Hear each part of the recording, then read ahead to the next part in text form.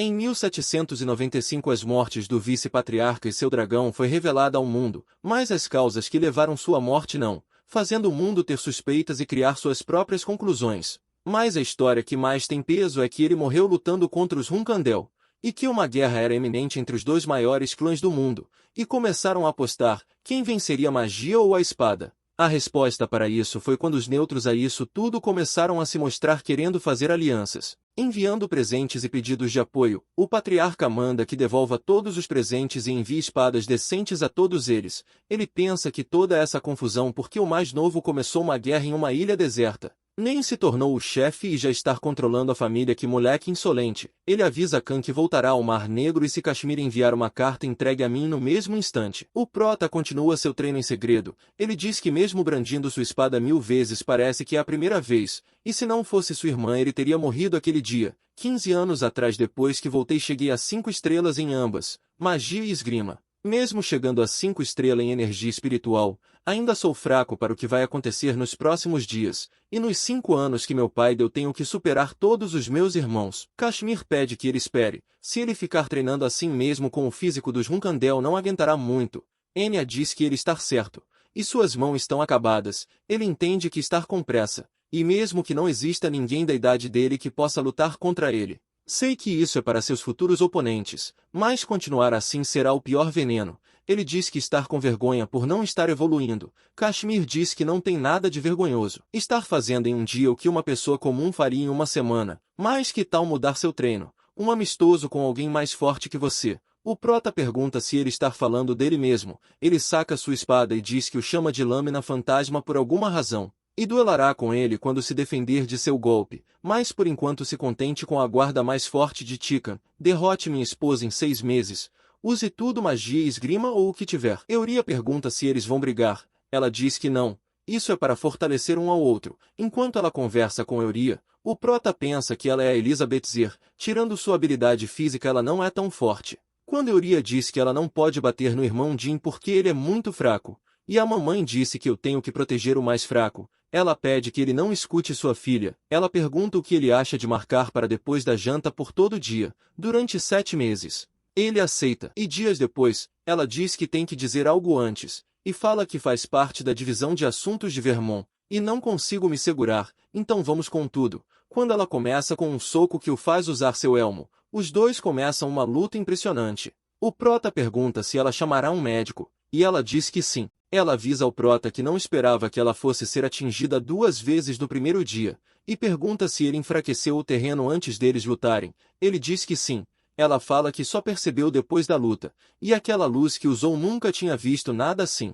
É uma magia antiga que aprendi. Cobrir minha espada com ela mas não serviu de nada. Como pensei, não era para eu ter usado esses truques baratos. Ela diz que não é assim. O que ele fez foi usar estratégias. E pensa que todos os oponentes fortes que ele derrotou nenhum foi sorte, e sim cálculos bem feitos. Mas usar isso contra meu tipo de visão, isso foi admirável. O prota pensa que essa foi a primeira vez que perdeu usando tudo que tinha. E se essa for a real força das tropas especiais de Vermont é muito forte, e tenho que derrotar ela em 6 meses, vai ser divertido. E ao longe Kashmir faz um tipo de anotação, 1 mês depois no continente não explorado, mais chamado de Mar Negro. Khan vai até ele levar a carta que ele tinha dito, e diz que ela chegou há 10 dias atrás. Ao ler ele diz que pediu uma carta que relatasse o que seu mais novo estava fazendo, não um poema, quando ele falará dele, assim. Parece que ele está lutando contra sua esposa todos os dias, e de todas as lutas o número que ele se manteve de pé é decrescente de 3 a 40 segundos, tendo lutado com ela mais de 40 vezes. Khan diz que ele perdeu várias vezes para ela. O patriarca diz que ela é das forças especiais de Vermont. Khan diz que se ele estar durando tanto isso é bom. Ele diz que tem mais. Na última luta ele desferiu 120 golpes contra ela. E ele estar destruindo a primeira parede em seu caminho. Khan pergunta se ele não seria um sucessor à altura, e ele fala que se tivesse nascido há 15 anos atrás teria deixado a família para ele sem nenhum arrependimento. Khan pensa que essa é a primeira vez que cita um sucessor assim, nem os outros que estão à sua frente ele falou isso, mas pergunta se ele é mesmo certo. Por mais que seja muito forte ainda é temperamental, ele diz que sim, diferente dos outros ele estar para trás. E para ser o líder ele tem que acabar até com um dos seus. Ele manda Khan voltar. e pergunta por que ele demorou tanto para trazer a carta. Ele diz que os monstros estavam mais frenéticos que o normal. Ele diz que se isso resolverá, sim, ajudará muito, em seu treino. Ela diz que essa foi a 93ª vez só hoje, e já consegue me pressionar assim. Ele diz que tem que derrotar ela em 6 meses. Ela pergunta se ele vai descer para a sobremesa. Ele diz que não e treinará mais um pouco. Ela pensa que por mais que veja não acredita que ele estará alcançando tudo tão rápido. E ainda esse poder negro que liga sua magia e esgrima fazendo ambas crescer junto. Um gênio que trabalha duro. Ela fala que se ele continuar assim ele alcançará ela em menos de 6 meses. Ou quem sabe amanhã. No dia seguinte ele parece mais confiante em suas decisões, conseguindo acertar um golpe claro nela. O prota consegue acertar um ataque limpo nela. Ela diz que faz bastante tempo que não era acertada assim. Ele chama Enya para curá-la e pensa que esse ataque, ela não conseguiu desviar. Ela pensa que por mais que tenha sido descuidada achou que ele repetiria os mesmos movimentos. Mas a luz espiritual deixou sua visão turva, e só seguiu os instintos de repetição, mas ele mudou bem na hora.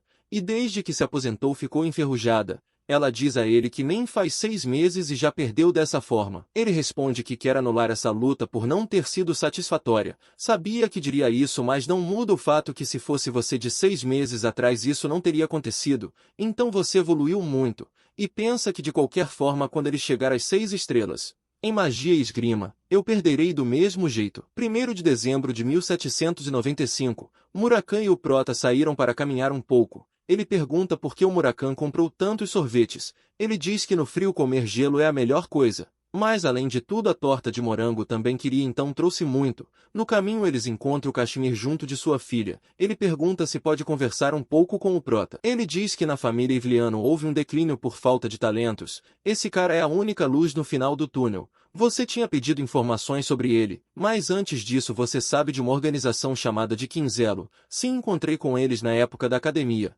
Isso deixa mais fácil, porque tudo indica que ele faça parte desse grupo. Uma vez por ano ele vai até o Ducado de Kurano, e entra em uma oficina e o dono dela se chama Buvar Gaston. Ele é um executivo desse grupo. E da forma que ele é tratado me parece que esse Gaston é o superior, uma organização com cavaleiros de 8 estrelas. Faz sentido porque em minha vida passada nenhum clã se meteu com eles. Murakami diz que o Jin está ocupado, então fica quieta. Ele bate a cara no gelo, e o pega e joga na cabeça do pai dela. Ela bate nele o chamando de gato malvado. O prota pergunta se ele tem mais alguma informação sobre o Alu Mãos de Aranha. Ele diz que esse Alu tem mais segredo que o mundo. Parece que o passado dele foi apagado de antes dele ser dono de gangue. O prota pensa que não era para ter o matado. E agradece a ele pelas informações, e por sempre estar cuidando dele. Ele fala que se ele está realmente grato brinque com Euria. Ele diz que sim. Mas hoje tem duelo. Ele fala que irá ver hoje como a evolução dele está. Quando eles chegam ela pergunta o que ele veio fazer ali. Ele diz que irá assistir a luta para saber como ele está se saindo.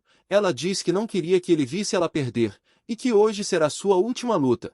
E pede que ele lembre dela como uma boa oponente. O prota diz que não lembrará dela como uma oponente, e sim uma mestra que é uma amiga. Ele fica sem entender nada como dessa conversa porque se passaram só 3 meses que ele começou a treinar. Não tem como ele ter superado a Lisa nesse tempo. Assim eles dão início à luta, com o prota invocando uma grande fênix, deixando o Kashmir impressionado. A fênix, ao alcançar 6 estrelas o mago pode fazer contrato com qualquer ser, mas entretanto não sabe com qual fênix será feito o contrato. Como eles só podem abrir o portal dimensional uma única vez, e além de tudo só podem fazer isso no elemento fogo. Eles têm que ter a sorte de vir uma especial, ou rara. Ele fica impressionado por ele ter invocado uma fênix de fogo azul, e diz que ele fez contrato com Tess. Os magos capazes de invocar a Tess foram os melhores de seu tempo. Assim eles dão início à luta com ela atacando. A fênix defende. Ela pensa que está sendo atacada por magia de fogo 5 estrelas. Mas isso não é tudo. As chamas carregam um poder estranho que te deixa pesado em tocar. E precisa acabar com isso sem ser tocada pelas chamas. E ele pensa que consegue manter a Tess por mais de 3 minutos. Tempo suficiente para acabar com isso. Ele a ataca. Ela pensa que era um ataque simples, mas era magia de vento. Ele pensa que por mais que ela use ataques simples, todos têm algo em comum: dominância. Ela domina seu oponente não importa a situação. Ela provavelmente está tentando voltar ao controle agora. Isso será uma boa oportunidade. Ele ataca ela várias e várias vezes fazendo ela desviar de tudo. e usando magia para complementar seus ataques. Ao recuar ela pensa se desvia de qual dos ataques, e que se ela desviar mesmo assim, terá que desviar de novo de seus golpes. Mas já que ele quer me mostrar que é espadachim mágico, ela segura sua espada com a mão, e segura o ataque mágico do outro lado, e diz que finalmente pegou ele. Quando ela ver que só estava segurando sua espada, ela diz que tem certeza que essa é a espada dele, quando ele surge em suas costas atacando com magia do vento. Antes de cair ela diz que a vitória é do jovem mestre Jin. Em seguida ele corre para chamar a Enya, e pede que o Kashmir chame ela. Ela diz que tentou parar ele com um escudo de áurea, mas o tiro saiu pela culatra, e pergunta quando foi que ele planejou o ataque pelas costas. Ele responde que desde a primeira vez que lutaram. Ele diz que falar dessa forma parece arrogante. Ela diz que se for ele sim. Ele pede obrigado por tudo que ela fez por ele até agora. Ela diz que para ela também foi divertido, e estar orgulhosa do seu aluno, e pergunta qual é a sensação de derrotar alguém das forças especiais de Vermont antes dos 16 anos, quando Murakami o chama e pede que ele invoque a Tess agora. Ao trazer ela, Kinkatel a mostra a respeito. Murakami diz que faz um bom tempo, e ela ataca ele ubicando. Ele grita que é um cara livre agora. O Kashmir diz que está sentindo um sentimento refrescante. Ela pergunta se ele tem algo a dizer. Ele fala que ela não deixa ele falar, e pede que o prota chame ela de volta. Ele a chama. Murakami murmura porque ela está com tanta raiva dele. O prota pergunta o que está acontecendo. Ele diz que ele deve estar curioso porque o grande Murakami está apanhando para uma arara azul. Pois bem, essa não é sua verdadeira forma. Isso só pode ser visto no seu mundo das fênix, na dimensão do fogo. Ele diz que sabia que tinha outros mundos, mas essa dimensão do fogo é a primeira vez que ouve. Esse mundo é um termo que só deuses e dragões sabem, mas nem mesmo os deuses de alto ranking sabem o verdadeiro nome desse lugar, um lugar que os deuses não têm autoridade. Isso mesmo, até mesmo o deus da chama não pode usar as chamas de lá, então ouça bem. No passado teve uma época que vários deuses e dragões deixaram a dimensão do fogo, incluindo Kinkatel e eu. Nesse dia os deuses começaram a enfurecer a Tess. E nesse dia vimos o que um deus absoluto pode fazer, só em olhar. Ela queimou deuses e dragões. Então o quão forte tem que ser para poder invocar ela? É impossível, não importa quão forte seja. Trazer seu verdadeiro poder é impossível. Por isso tem penalidades. E assim os deuses que vão até lá morrem por não poder usar sua autoridade. O mesmo acontece com ela, mas como uma velha gaga e perigosa como ela, foi invocada por você. Se ela ficar com raiva irá queimar tudo. Mas acho que não. Se não, não teria o escolhido. Isso significa que ela gosta de você. O prota pensa que ela é mais do que pensou, que faria até o deus das chamas e o dragão que pertence aos Ipels. Vira só uma tocha, então com ela será possível derrotar eles. Essas chamas azul veio em boa hora. No outro lado do mundo as notícias sobre seu filho chegou até o patriarca. Sim, uma fênix. Isso é bom. Por mais que tenha dado permissão para usar ambos poder, queria que sua esgrima fosse mais forte que todos. Ele chama Khan e fala sobre um neto de um homem chamado de Ron Iron. Ele responde que soube de algumas notícias dele também, e que ele recebeu ordens de eliminar um pirata que se inscreveu lá. Ele até se inscreveu com um nome falso. E lembro que esse lugar foi onde a senhorita Mary perdeu sua primeira luta, e ficando em segundo lugar da arena. Sim, envie o mais novo para lá, assim ele não poderá usar magia ou energia espiritual por ter muita gente olhando, e lutar contra um gênio que está em evolução, e lá ele saberá o poder de usar uma espada. O Kashmir pede que ele veja essa carta, que pede que ele entre na Arena Cosmo, e lá estará o Dante Iron. Você conhece seu avô. Antes de ser o patriarca ele era como seu pai. Então não estar curioso como seu neto mais amado é. O prota pergunta se precisa mesmo ir. Ele fica em choque. Depois ele fala que irá participar. Ele pensa que já entendeu. Seu pai está por trás disso, para que eu saiba que a esgrima é prioridade. Então o Sr. Kashmir está com problemas, e ele diz que ele parte amanhã e pede que ele tenha uma boa viagem. No caminho até a arena o prota pensa que essa é a primeira vez que faz algo assim sozinho. Esse lugar não tem leis. Você pode ser morto muito antes da luta, mas isso não importa, também quero saber como ele lutará. E Beradin diz que esse lugar fede como sempre. Ele vai até a Arena Cosmo se inscrever para as lutas. O pirata fala que está tudo esgotado, e se ele morrer no caminho de volta melhor ainda. O prota diz que elas fecham no fim de semana. Sim, mas não estou a fim de fazer a sua, então se não viu ainda estou ocupado. O prota enche a mão de moedas e joga na cara dele, o derrubando ao chão. E depois pergunta se isso é o suficiente. Ele começa a rir e fala que ele é um moleque interessante. Aqui, essa é sua inscrição. Alguns cavalheiros irão mostrar o caminho. E com muito amor e carinho desejo boa sorte. O cara lê a carta de inscrição, que diz que ele está no grupo 3, mas se não tiver ninguém para lutar com ele, faça o que quiser. Esse ano está cheio de jovem, e tem outro além de você que bateu no capitão. Queria ver vocês lutar, mas estão em grupos diferentes. Mas não faz diferença, vocês podem se encontrar nas finais. Esse é o pavilhão. Depois volto para te chamar se tiver vivo. O prota pergunta onde irá dormir. Ele diz que em qualquer lugar que ele queira. O prota pensa que não tem quartos o suficiente, e tem pelo menos 3 a 4 pessoas por quarto. Então eles querem que se matemos antes das lutas. Ele vai até um quarto. Os caras perguntam. Se ele não ver que está ocupado, ele diz que contará até 3 se estiverem aqui até lá. 1, 2, 3. Os gritos deles eram ecoados por todo o lugar. Depois de chamar a atenção de todos, ele sai e pergunta quem mais vai querer dividir o quarto. E todos avançam nele. Depois de derrotar alguns, ele diz que mesmo que seja um lugar sem leis, isso não chega perto de Mamit, e durante esse tempo não irá dormir. Horas depois o cara volta, e diz que ele não pode matar todos senão, não terá ninguém para ele lutar depois. Ele responde que isso é só o lanche para o prato principal. O cara fala que bem que o capitão disse que era intenso. Agora vou te mostrar onde fica a arena, assim pode ver a luta dos outros grupos. Ele diz que na arquibancada é proibido sacar a espada, então aproveite as lutas. O prota pensa que tem muita gente, mas acha que ninguém irá o reconhecer. No caminho de seu assento ele ouve muitas conversas, e que tem até um porta-bandeira provisório dos Runkandel na Arena Cosmo. Sim, um porta-bandeira dos Runkandel estar na arena. Ouvi isso de um grandão dos Piratas Cosmo, que tinha um garoto muito forte. Se for mesmo verdade, ele só pode ser um Runkandel, então se levar em consideração, ele deve ser o Daytona, Aitona ou o Jin. Sério, bom se fosse o Jin. O mundo ficou de cabeça para baixo quando ele se tornou um 5 estrelas aos 15 anos. O prota pensa que é normal citar seu nome, mas citaram até o nome dos gêmeos. Bom, se eles participarem é bom que assistam atentamente. O Capitão Cosmo aparece dando as boas-vindas ao público. Ele grita que nunca pensou que eles encheria seu bolso de dinheiro, mas já que não sabem o que fazer com ele, assistam às lutas. Existe 14 participantes em cada grupo, e 13 grupos. E o grande protagonista dessa noite que passou para as oitavas de finais, Mentis, e seu oponente, ele que está fazendo sua primeira estreia. O que será que essa cara de anjo esconde? Paul Mick. As pessoas comentam que esse ano tem bastante jovens. O prota pensa que é loucura uma criança dessa participar, e lembra que o pirata tinha dito antes. Assim ele dá início à batalha, e ele acaba com seu oponente antes dele falar a palavra final. Deixando todos na arena impressionados, o pirata diz que esses caras são chatos, acabando assim com um show.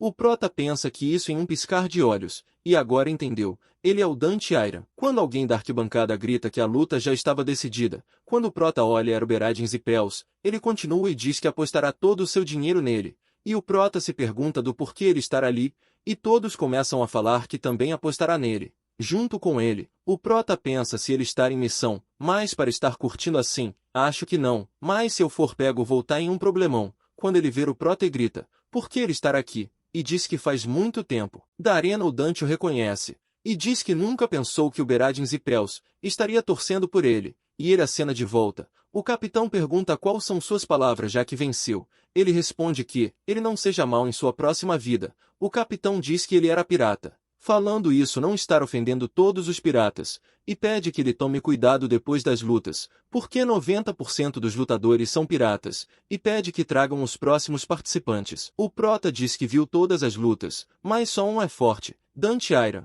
Por mais que ele seja jovem, sua esgrima não esconde que ele é um Iron. Será mesmo possível, ou não? Se eu pudesse usar tudo que tenho sim, mas só com esgrima será difícil. Mas ainda está cedo pensar dessa forma. Até lá preciso sobreviver todas as noites.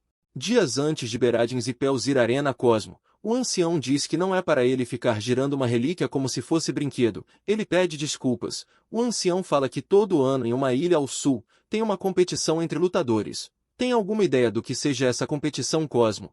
Ele fala que é a primeira vez ouvindo esse nome. Nunca nem sequer já foi lá. O ancião pensa que todos os anos ele ia até lá, se não fosse para assistir, o que ia fazer nessa ilha. Dante Iron, ele é o vice-patriarca interino do clã Iron. Ele esteve no banquete ano passado, e é um dos que vai competir, então vá para lá e veja o quão forte seu futuro inimigo é.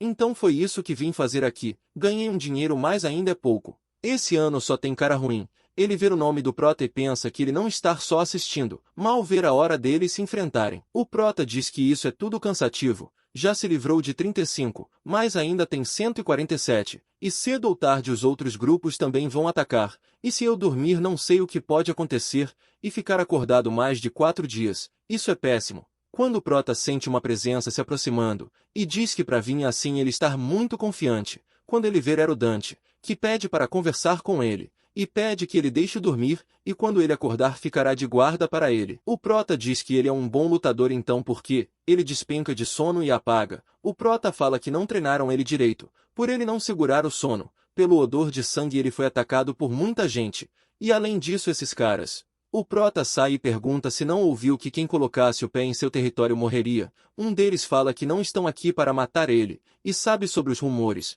mas se entregar o Paul, quando uma flecha é disparada contra ele. Veneno, para ir tão longe para matar um garoto. Não sei quem mandou, mas nenhum de vocês sairá vivo daqui. Quando Dante desperta, o Prota diz que os homens que estava seguindo ele faz parte do grupo de um cara chamado Ciclope, mas eles queriam sequestrar um Runcandel para trocar por dinheiro. Dante agradece por ele ter o salvo, e diz que não é um ultrajante desses Runcandel. Te falarei depois, mas eles estão atrás de mim por eu ser nobre não um Runcandel, mas fora isso. Você salvou minha vida então quando estiver em perigo vou te ajudar, não importa o que, isso é questão de honra. O Prota diz que ele faça o que quiser, mas agora precisa dormir, me acorde antes da 13ª luta acabar. Ele pensa que ele é durão, e ainda ajudou alguém que nunca viu na vida, parece que fez um bom amigo. As lutas continuam, e Dante finaliza todos os oponentes só com um único golpe, aumentando mais sua fama. Assim de modo sutil o Prota também vai ganhando destaque e admiração do público.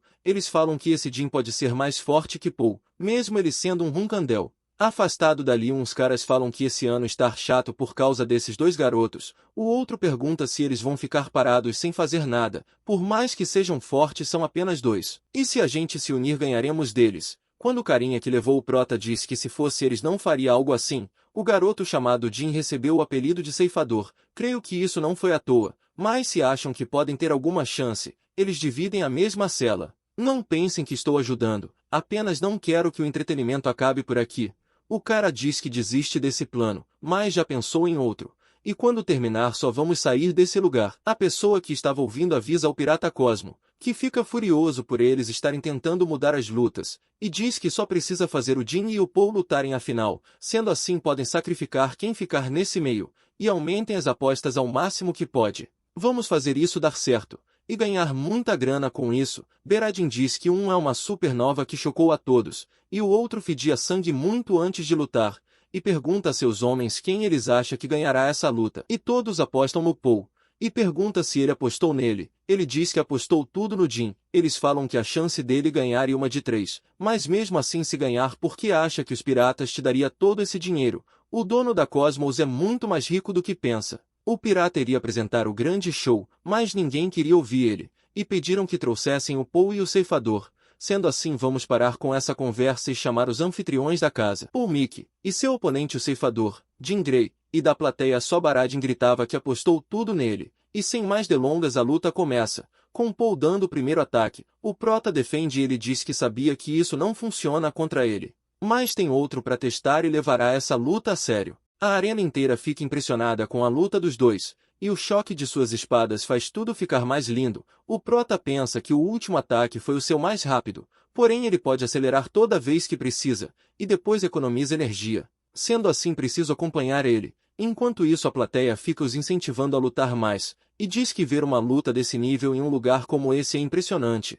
E o Beradin diz que isso não é uma luta entre crianças. Dante diz que o Prota estar aguentando bem mais se tiver uma carta na manga é melhor usar agora porque irá acelerar as coisas, e fica tão rápido que o Prota não estar conseguindo acompanhar, ele o acerta, e o Prota defende dos outros, fazendo a plateia ir a delírio, que grita o nome do Paul como música. O Dante diz que entende essa força, e esse corpo abençoado, além dessa esgrima destrutiva, então você também está usando um nome falso de Runcandel. Mas se isso é tudo que tem cometeu um erro, quando do nada o Dante se afasta, e pensa que se tivesse atacado ele seria pego por alguma coisa, o Prota diz que isso é ruim quase usou energia espiritual, e diz que agora é sua vez, e o ataca. Mesmo que ele defenda, ele pensa que todo ataque dele é extremamente forte. Desde o primeiro não tem diferença. Agora eu errei. Ele não tem falhas. Deveria ter ido com tudo desde o começo. Mas não. Se isso continuar, posso acabar te matando. O prota pergunta quem ele acha que é. Para hesitar contra ele, ele diz que se chama Jin Hunkandel.